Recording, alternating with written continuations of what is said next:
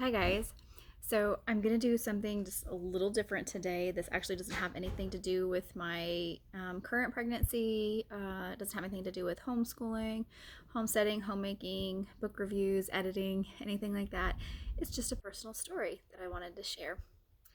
This story is something I have wanted to share with the world, with people for so long, but there has been a fear in me to do so um, because people are gonna think I'm crazy. Like they're gonna think I'm insane. And I've like lost my mind. But I'm getting to the point where I don't care. Like I don't care if that's what people think about me. Because yeah, I mean guys, y'all know they're already thinking it. People are gonna think what they want to think about you. So I mean, there's nothing you can do about it. So I have shared this story with some close friends. I have my family obviously knows. And then today I was actually talking to another mama about it, and it just really kind of encouraged me to share this story, especially in light of just everything that's kind of going on right now with all of our abortion laws and everything that's, I mean, we're just going back and forth. And so it just felt very appropriate to share my story. So I have four kids, expecting my fifth. And I had kids at a very young age. I was what somebody would consider a teen mom. My husband and I were engaged in high school, and a few months later, I found out I was expecting. And we were both raised in God-fearing homes, so that was a no-no. You did not have kids before you got married, so we caused quite a bit of a stir, but everything obviously worked out the way that it was supposed to. And so I delivered my first child at 18. 19 months later, I had my daughter, and then 19 months later, I had my son. 10 years later, I had another son, and then now I'm expecting a boy or a girl. I'm not sure which one we were expecting, but we were expecting a child. So all of my labor and deliveries were very healthy, no problems. I would happily share all of those stories, and I most likely will. But this one in particular really focuses on my third and my fourth child. And you think, how does her one story work for both of those? So that's what you're going to find out. So, my mother, my maternal grandmother, and my maternal great grandmother all had ovarian issues. So they had to have total hysterectomies by the time they were 35. Um, I got pregnant with my third child. And after I had him, I had quite a bit of issues, um,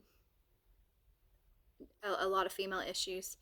And so I had requested, just why don't you just give me a hysterectomy? And that was laughable because I was 21 years old. They didn't want to give me a hysterectomy at 21 whenever there wasn't any kind of like major signs of cancer or anything like that. So obviously, I did not have a hysterectomy because I'm with child, but that was kind of where we were going.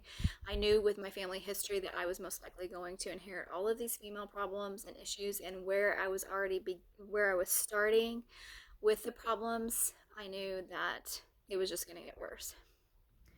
I'm trying to catch my breath. I don't know why this pregnancy I have such a hard time breathing, but I really do have a hard time breathing, so you just have to bear with me. So anyway, um, what happened was my mom was one of those freak twins. Uh, like it was just kind of one of those things that was just like freaky incident kind of happened.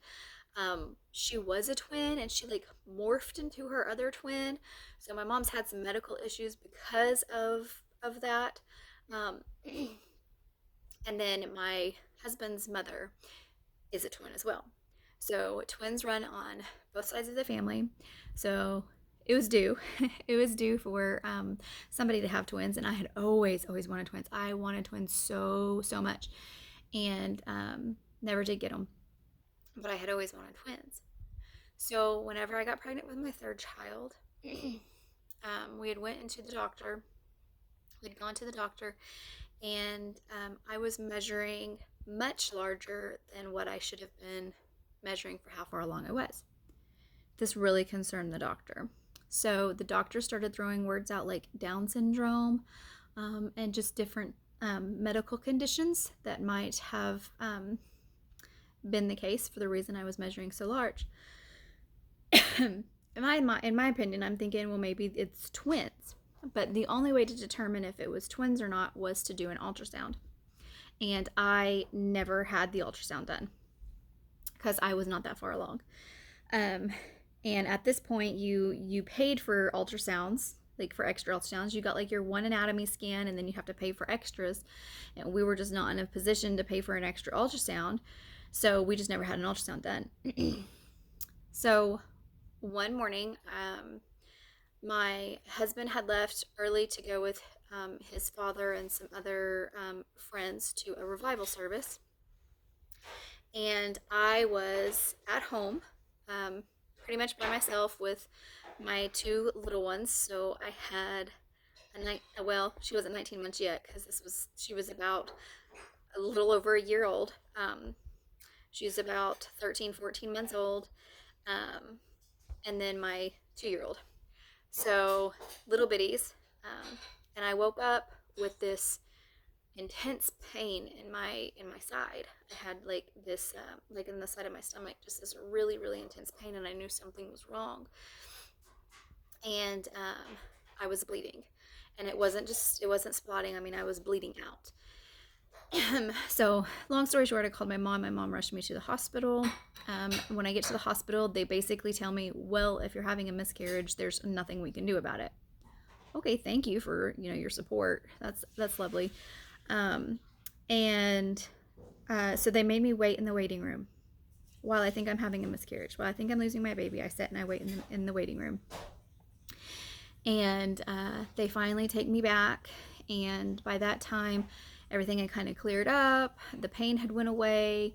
And so they did basically like a culture because they wanted to send off the blood work to see what had happened. And whenever I got the results back finally, they were inconclusive. They said, we don't know. We don't know why you bled out. We don't know anything. And I had said, could I have had a miscarriage? But there was no way they could have determined that. Because if I did have a miscarriage, I would have miscarried earlier on the day before I got to the hospital. But while I was at the hospital, they checked with the Doppler, and there was a very strong heartbeat. So, still have no idea what happened. So I went home and I just kind of chilled. My husband, while he was at the revival service, him and my father-in-law were there, and they got the message that I was being rushed to the hospital, and they pulled over because they had left their phones out in the car. They finally pulled over when they got the message, and they just stopped and they prayed. But during the time that I was having the intense pain and bleeding, while I was still at the house, my husband was at the revival service, and he was struck with this pain in his side, in the same side that I was having pain in while I was at the house. And he just fell to the floor and he just started praying, Lord, whatever this is, take it away. Whoever this is, just be with them, kind of thing. And he just started to intercede, not knowing that he was interceding for me and the baby. So that in itself was beautiful. And we had originally wanted to name the baby Isaiah, but I really like the name Josiah. And whenever he got home from the revival service, I was already back at home from the hospital, and we got talking about that, and he said, so what did you say Josiah meant? And I said, Josiah means fire of the Lord. And he was like, okay. So we have a fire of the Lord baby who is now 16 years old. But after I had all of that, and then I had a very healthy baby. Still had no idea why I bled out so much, why I was in so much pain. The only thing I can think of is that I had twins and I had a miscarriage. And I know people think that I'm crazy, but a mom just knows these things. There's no way that I can prove that I had a twin and I lost the twin. There's no way that I can prove that I didn't. It's just one of those like there's no other explanation. Like there's no other explanation. I just know that that's what happened. And that's why people probably think I'm insane. But wait, I get more insane because after I had Josiah, I then started to have all of these medical issues with my girl parts. So I had an extremely retroverted uterus. Most people have an introverted uterus. Mine was extremely retroverted. I had already started building up a lot of scar tissue. A lot of things, could not be on any kind of birth control. It really messed me up. So I kept going to the doctors to try to find out why I was having so much pain, while everything, like what was going on with my body. Excuse me. I had three doctors. Three doctors tell me that because of all of my medical issues, I would not be able to conceive any more children. The last doctor, the third doctor who told me that, said if by some miracle I did conceive a child, that I would lose the baby, I would not carry to term. So, my husband and I threw caution to the wind, thinking, I'm, can't have any more kids now. And then I find out I'm pregnant 10 years later. I find out I'm pregnant. And the whole time I'm worried, that I'm going to lose the baby, because I had that last doctor told me that I would lose the baby and stuff. This is also just shortly, I find out I'm pregnant a year after my dad passes away. And so it couldn't have come, the baby could not have come at a better time. Pregnancy couldn't have. And so find out I'm pregnant. I'm concerned the whole time about just trying to be cautious, and everything. I was a runner at the time. The doctor took that away from me. So then I started walking. He took that away from me because I started having like preterm contractions at like 5 months. So it was a little bit of a rougher go with my fourth pregnancy. But the baby was a boy, and the baby was born on Josiah's 10th birthday.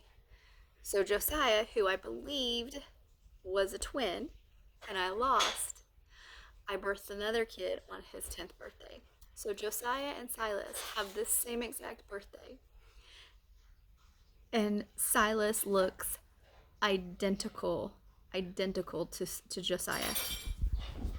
And so I tell people, I'm like, I got my twin back. I feel like I lost a twin, but I was blessed with another twin. Like I was blessed with him back again.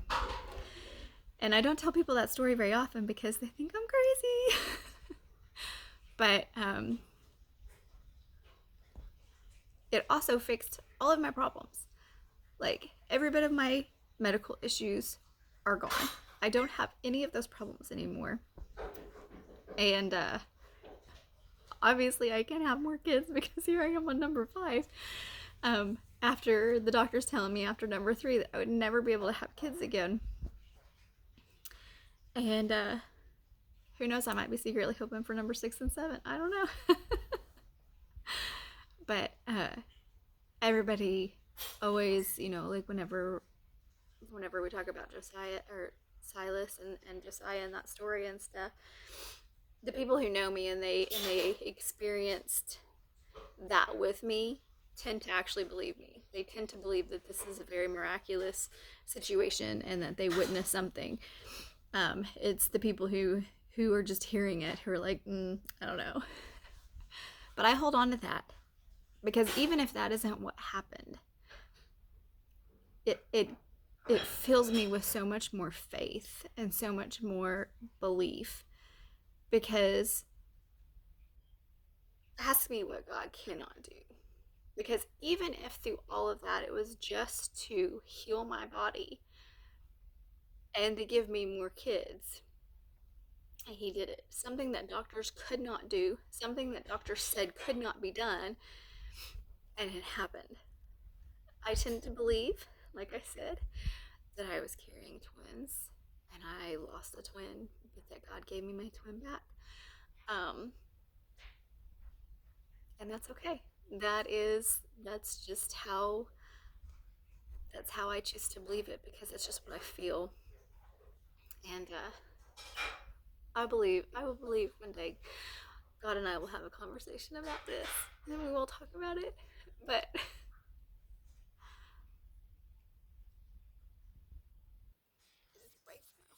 right now,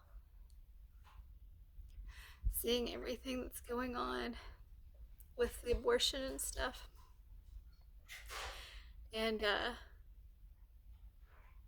I see that people say there are so many reasons why that this is okay, but if I would have listened to them tell me that my child had Down syndrome and that maybe I shouldn't, continue my pregnancy, I wouldn't have my 16-year-old son. And so it rattles me a little bit. For me personally, it rattles me because I believe in a God of miracles. I believe in a God of healing.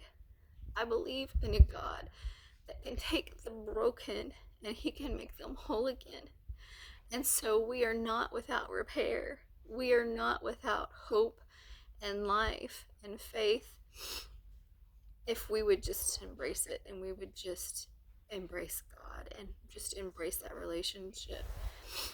So, my story, if you choose to believe it, if you choose to call me a crazy, psychotic, insane woman, which is fine,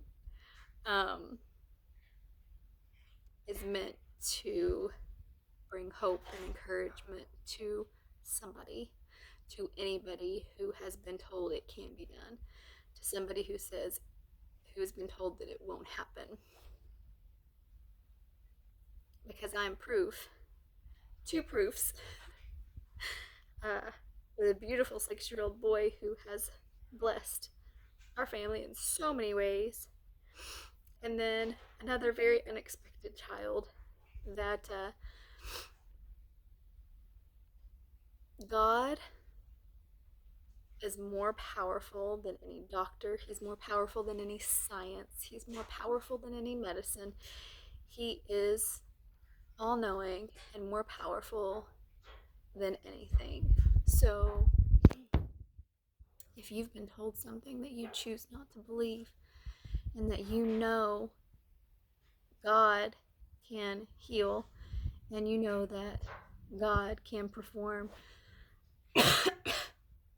hold to your faith, hold to that hope, because your miracle might just be around the corner.